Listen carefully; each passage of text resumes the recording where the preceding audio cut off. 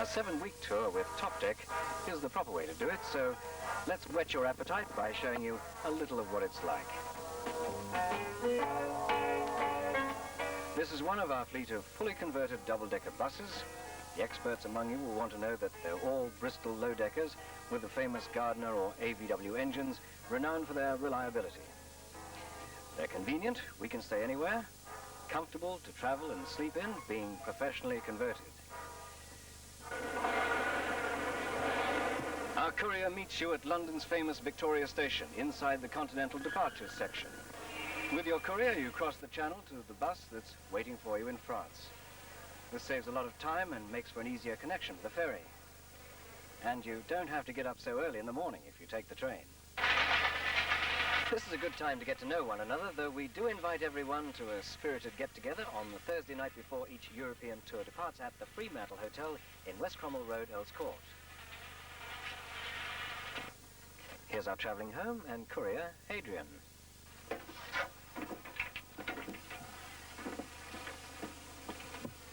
Here we go. Here we've got the cupboard. Every passenger has a shelf each. You can just choose a bunk on either side of the bus. Okay? Okay, fine. Thanks very much. Okay. We spend our first night in Paris, but first, the sights. The landmark of Paris and liberated France, the Eiffel Tower. The first cast-iron tower in the world, built and conceived by the famous French engineer and bridge builder, Gustave Eiffel. Vital statistics, 320 meters high. You can take its lifts to the restaurants. The food isn't good, but the view's marvelous. With 3 nights in Paris, you can do and see all you want to, together as a group or doing your own thing. There are no restrictions.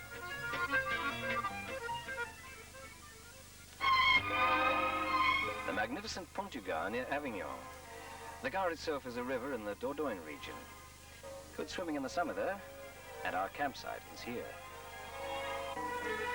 The remarkable feat of the engineers was how they learnt at such an early age to distribute the weight of this extraordinary structure by the successive arches. This is the view from the top. There's an ancient and wonderful hotel restaurant we go to over there. We always hate to leave.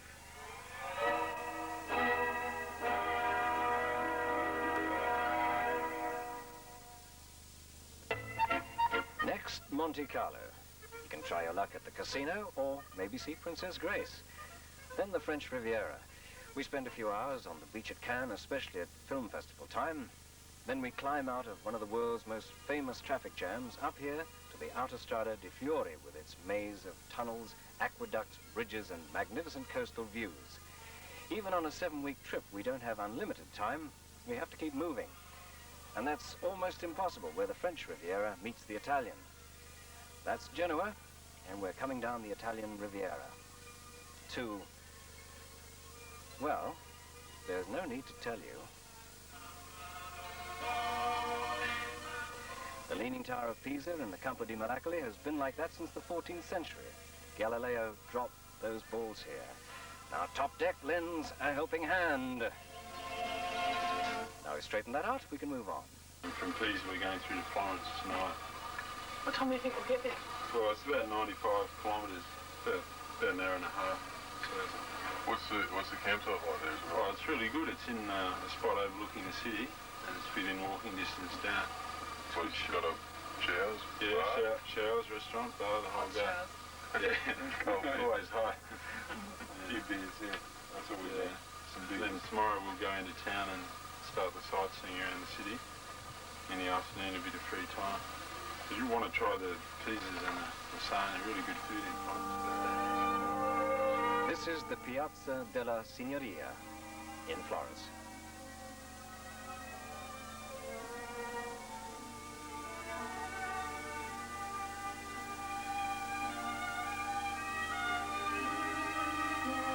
Michelangelo's David is found both inside and outside the National Academy. This is the original, the other is a copy. Millions of copies have been made of this masterpiece to inspire students of sculpture. Giambologna's The Rape of the Sabina Women.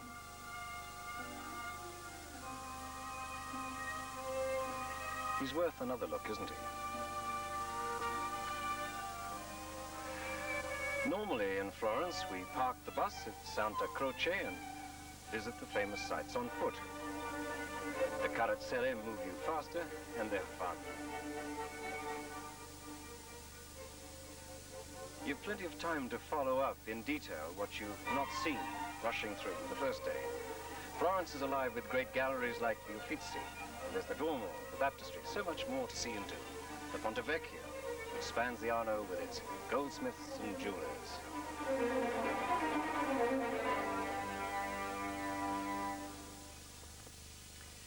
3 nights in Florence, now 3 in Rome. So save 3 coins for that romantic De Trevi fountain.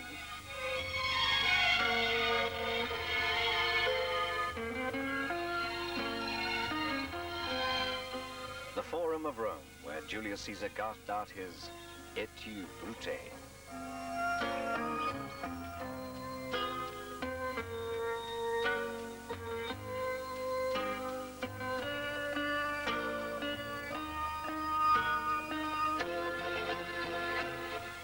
The Arch of Constantine, emperor when Christianity was adopted in Rome.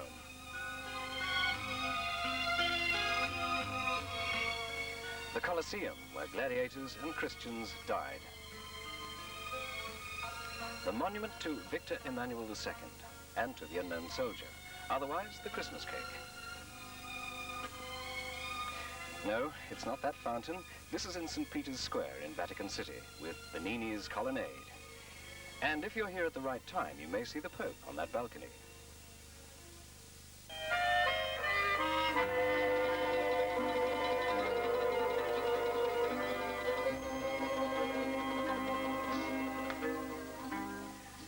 The campsites in Europe are very good. They're mini towns with shops, bars, restaurants, laundry, hot showers, and sometimes discotheques. But as they're usually located outside the cities, we sometimes save ourselves a lot of time traveling by staying in town in the bus. They're still finding things here. The sporting arena was only found in the 60s. And this is the Forum.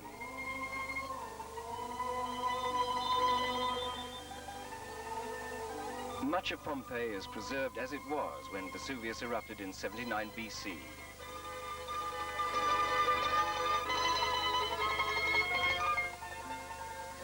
This is the amphitheater, in remarkable condition.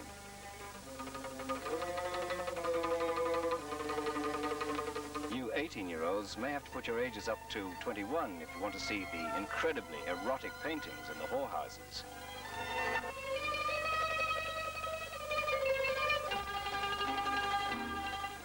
Looks like they're fishing, doesn't it? No.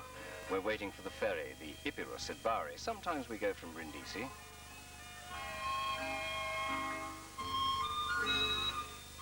Here she is. And Epirus suggests that we're off to Greece. Right. But first, the Greek island of Corfu. We have 7 hours at sea, sometimes by day, sometimes overnight. Work up a thirst. Try the deck sports. Notice the close proximity to Albania, the only atheistic country in the world.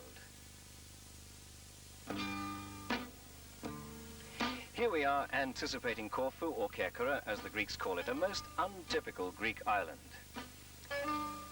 It's been occupied by the Venetians for over 400 years, so the houses have an Italian style and the people love to sing and eat. It's not the height that bothers us, it's scraping our bottom. And by the British in the last century, so the Kerkerans play cricket and use even quainter terms for the fielding positions. Prince Philip was born here in 1921. The whole island is covered with olive trees. That's Ponticanisi with the famous Club Mediterrane, and our campsite is nearby.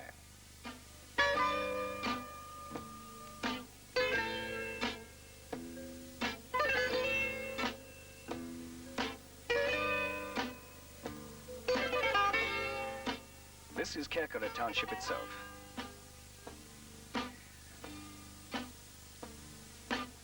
The boats just aren't to look at.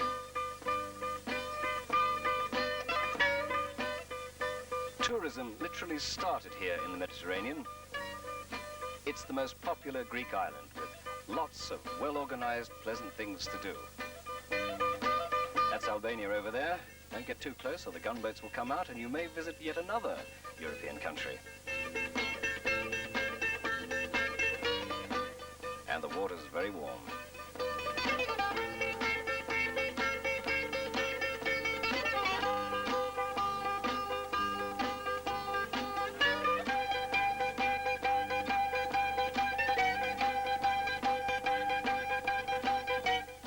You must try this.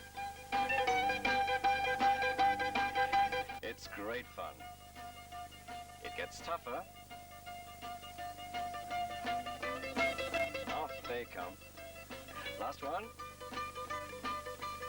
No, that's the last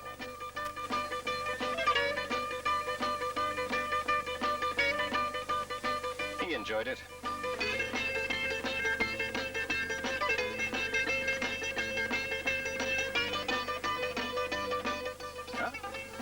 I thought it was a fella.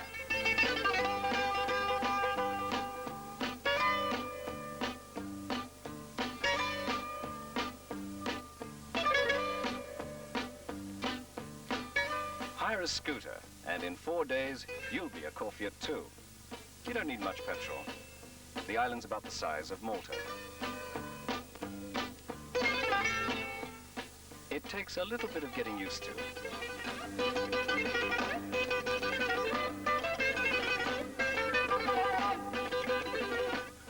We upended going up one of these rather steep ones, so take it easy. This is Camp Dionysus. Each tour adds its contribution to the realm of art. Lunch, anyone?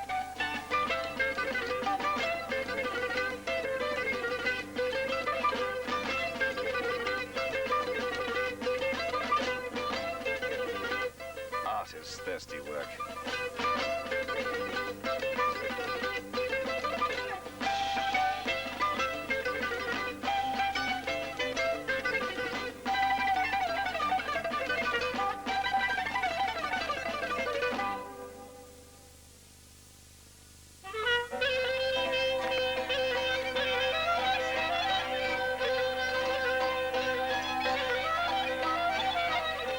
There's no shortage of things to do on Corfu.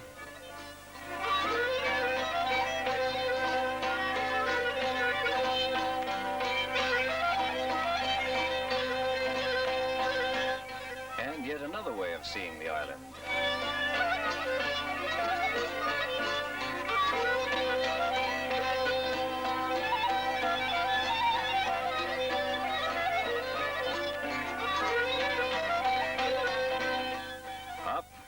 Up and away!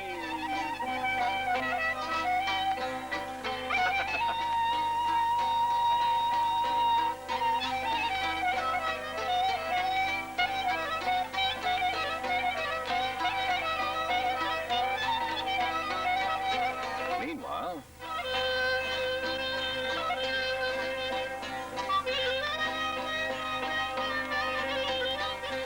easy, nothing to it.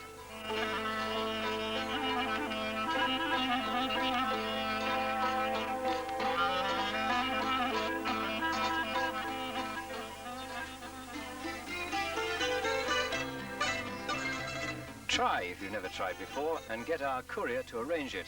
He knows all the excursions. That's Captain Janos. Thought you girls would like to know his name.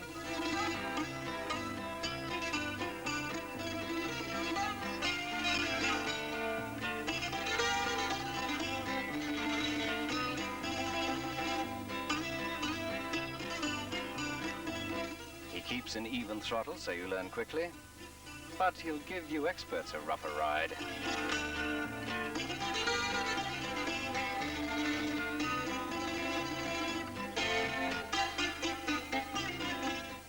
We like clean buses,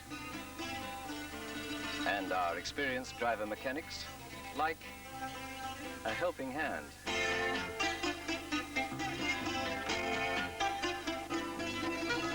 This is the Corinth Canal, surprisingly the only canal in Greece, built in the last century. Before then, ships were rolled on a paved way. You can still see from the Aegean Sea to the Gulf of Corinth.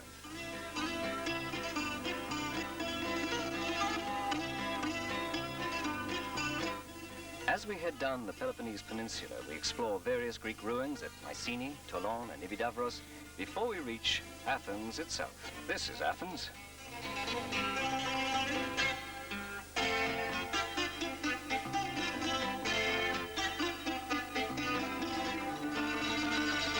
In Constitution Square, where everyone goes for a coffee, Metriosos Street, or Ouzo.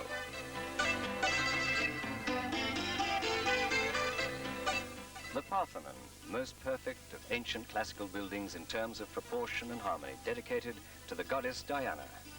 The hill it stands on is the Acropolis, and outside each city was an Acropolis with a fortress on it.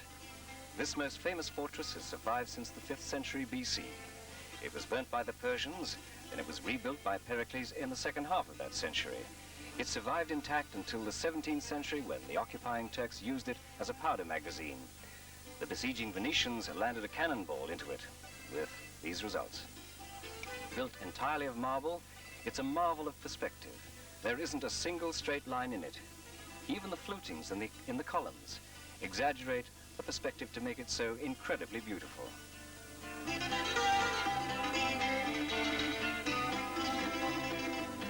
Hail to thee, Theseus, O founder of Athens. After 1,000 and yet 1,000 years, I salute thee with as much joy as on that morn when, rending the chains of exile, I forsook Troezen and discovered thee, Athens, my slumbering goddess crouched in the shadow of the sacred rock. See the island of Thassos? That's next after Istanbul. The Blue Mosque, opposite it is San Sophia, a church converted into a museum. Shoes off to enter the Blue Mosque. Mahmud Pasha is the uncovered market, behind the Grand Bazaar. Beware of being ripped off.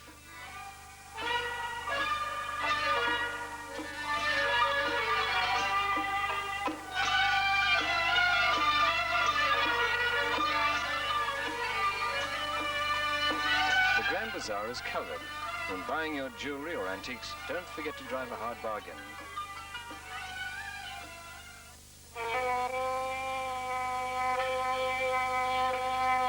That's Thassos ahead, the most northern of the Greek islands, unspoiled and beautiful. Here you'll spend 4 of the happiest days of your life. Our working roster says it's her turn to shop for us all. You'll find it's fun. Thassos is almost like a trip into the past. The pace of life here is so relaxing. The peasants are friendly, they're house-proud, and live at peace. Much of Europe today isn't safe anymore, so traveling in a group, as we do, gives you protection and takes away a lot of anxiety. 20 is our maximum. We find it's a good figure. And here we are taking over a typical local bus. One of those with literally everything hanging on or off it. And we're making a special excursion up into the mountains.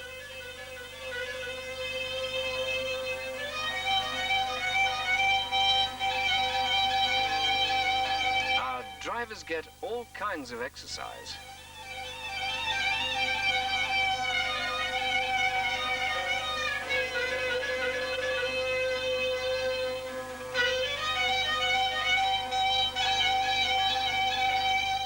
You'll look at these shots one day and wonder who the hell they are.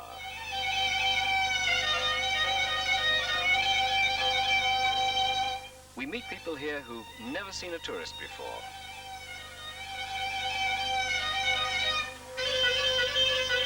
What a contrast to Corfu.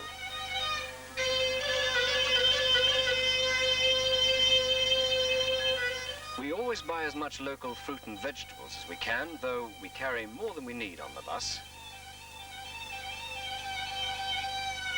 The time you spend here sets you up for a lot of action to come.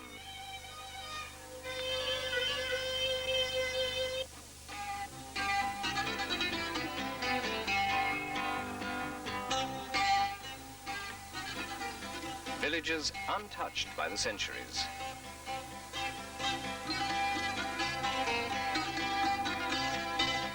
We really get around.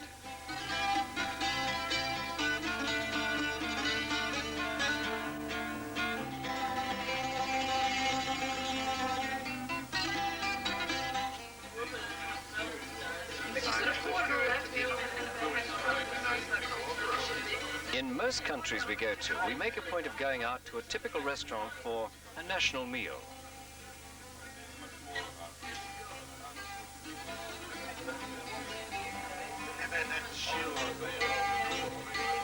Retsina is made from pine. It's an acquired taste. If you don't like that first mouthful, persist. It's great with Greek food. And you'll never get a hangover from it.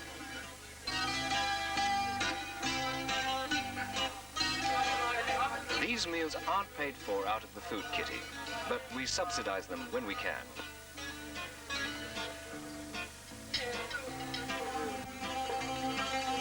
In Greece, it's a good idea to go into the kitchen and look at what you're going to have. Not because you may not know that calamari is squid, but just to see that it's not been overcooked.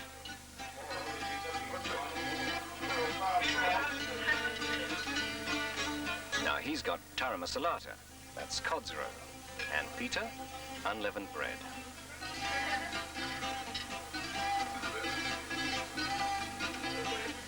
On a tour like this, you've time to work your way through different menus, so use the opportunity to sample all there is. Yeah? Okay, good night. I'll see you in the morning. Yeah, see you later. Yeah, really quiet. I might go too. Yeah. Our three-tiered beds have 4-inch mattresses, and the 3 tables convert into double beds. Oh. We've 23 beds in all, 14 permanent, the other 9 fold away. As we can seat 27, but only have 20 on board, we've plenty of space for playing cards and having meals. The distinctive conical haystacks of Yugoslavia.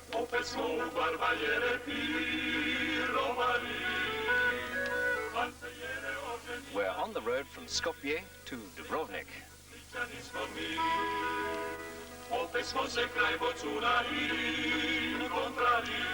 Our sightseeing deck lifts you way above the hedgerows. You couldn't get a better view on the move.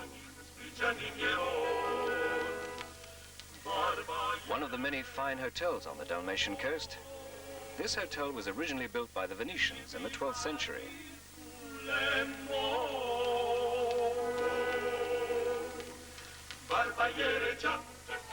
No sharks here.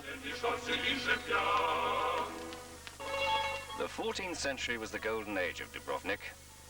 Dubrovnik was an independent city-state, completely walled and most of it preserved in the Venetian style. Germans flock here like pigeons in the summer, eating everything in sight. Watch out, pigeons. You can walk through or on the walls. The harbour of the old city and part of the city wall. We came in one end and go out the opposite end, here.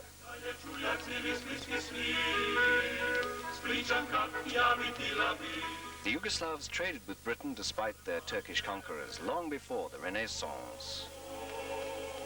The main street, Stradun. No cars in the old city. The scenery is magnificent right up the Dalmatian coast. Next Split, and then Trieste.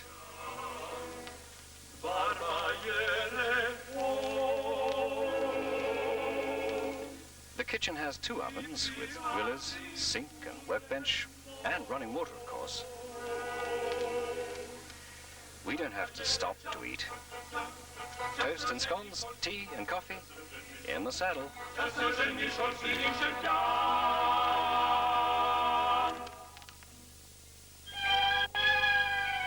From the narrow streets, the canals, the entire lagoon, you can hear a voice, sometimes a chorus singing with soul before singers sang so. It is Venice which sings.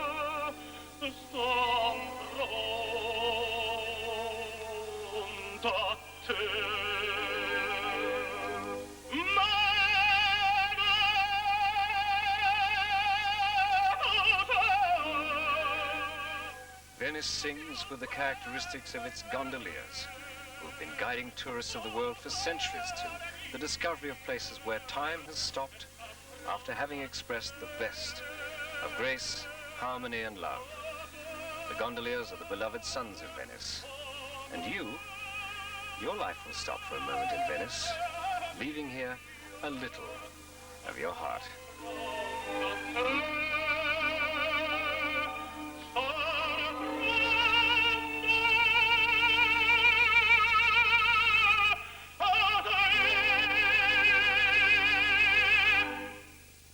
Echoes of Venice in the Austrian Tyrol, where the churches, hotels, and houses display amazing murals, and they're singing to keep warm.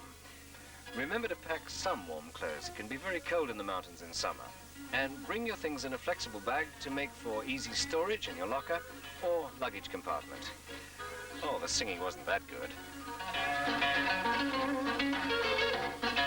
Try some mountaineering on the gletsjers, glaciers with skin-covered skis, or up the peaks with boots, if only to get away from the bees.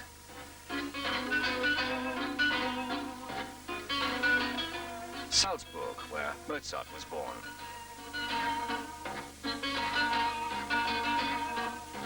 More fresh fruit and vegetables, wholesale if we can get it.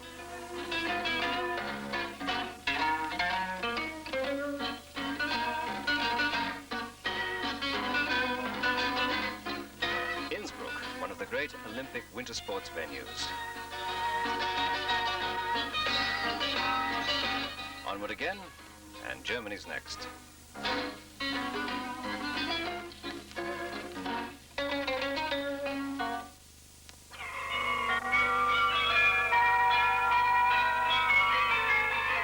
Munich's celebrated Glockenspiel in the Marienplatz.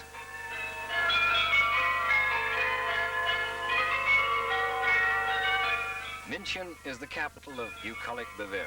It's famous for its beer fest, drinking halls, and almost too much to tell.